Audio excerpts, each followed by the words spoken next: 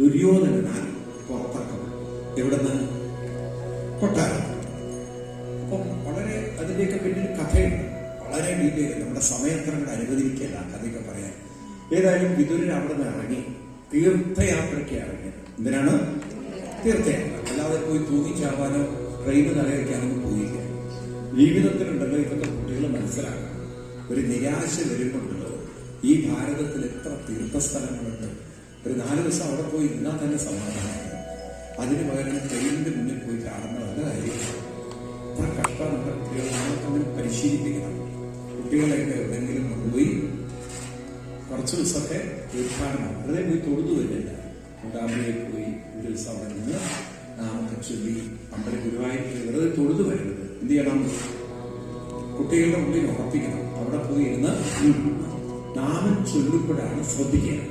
ഈ നാമം ചൊല്ലുമ്പോഴാണ് അവിടുത്തെ ഒരു ദൈവീക ശക്തി മനസ്സിലേക്ക് കയറുന്നത്. ഏത് കാരണം? ഒരു ദൈവീക ശക്തി. നമുക്ക് ഇത് പറഞ്ഞാൽ നിങ്ങൾക്ക് മനസ്സിലാവും.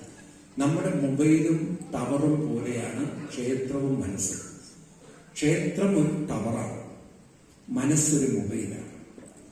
ആ മൊബൈൽ സ്വിച്ച് ഓൺ ചെയ്താൽ മാത്രമേ ആ മൊബൈലിലെ സിമ്മും ആ ടവറും തമ്മിൽ. ഇപ്പോൾ സപ്പോസ് BSNL നിർത്തും, BSNLന്റെ സിമ്മും ഉണ്ട്, BSNLന്റെ ടവറും ഉണ്ട്.